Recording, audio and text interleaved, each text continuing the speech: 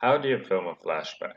In the classic Orson Welles film Citizen Kane, flashbacks are shown very traditionally, with something or something initiating a told story and then continuing into the flashback.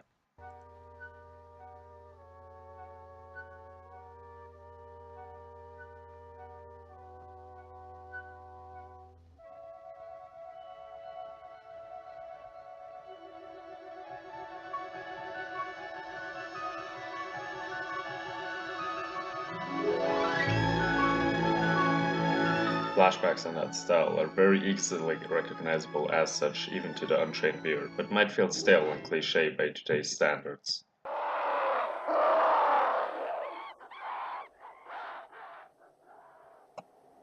Since then, filmmakers have learned how to show the passage and especially the reversion of time more creatively. You can indicate the time being reverted through changing the color grading, but this is still not very creative. Alternatively, you could show it by changing the diegetic time period, or show it via text or dialogue. And suddenly, I realized that all of this, the gun, the bombs, the revolution, has got something to do with a girl named Marla Singer.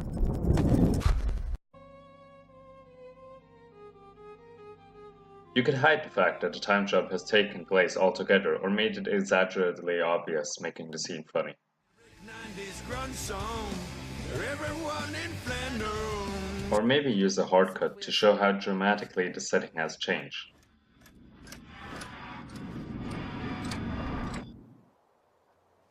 But what if nothing has really changed over time?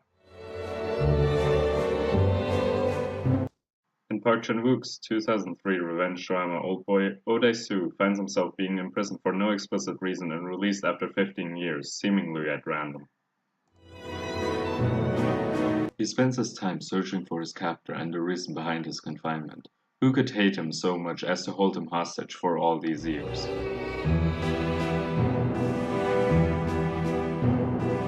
He makes major advancements, until he realizes that it has to do with his old school.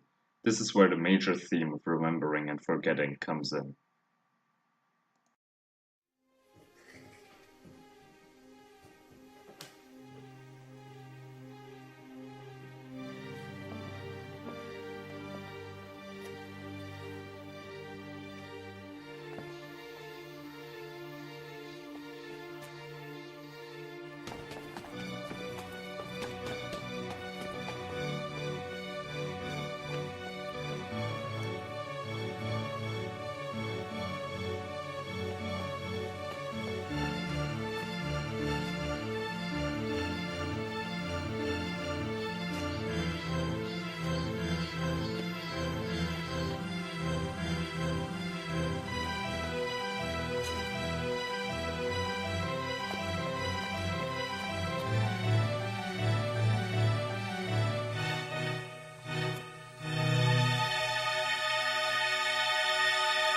Since the scene plays mostly off the unchanging scenery, Park uses both actors of Oh Dae-soo in different stages of life on the same set.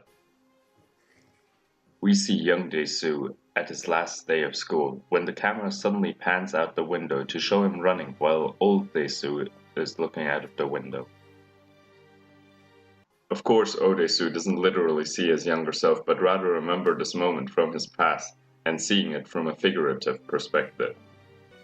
The scene is edited with a lot of hidden cuts, which makes the path that the two Oh Dae-soos take a bit disorienting, as he himself would feel realizing his dark past. In one shot, Oh Dae-soo looks around, lost, as he spots his younger self behind him and continues following him. This shows him grasping for straws, as his memory is most certainly incomplete, or at least disjointed after all this time. As he follows his past around, the cuts get quicker and the camera is increasingly less stable, making the scene flake out like a chase scene as he is chasing the memory of his past.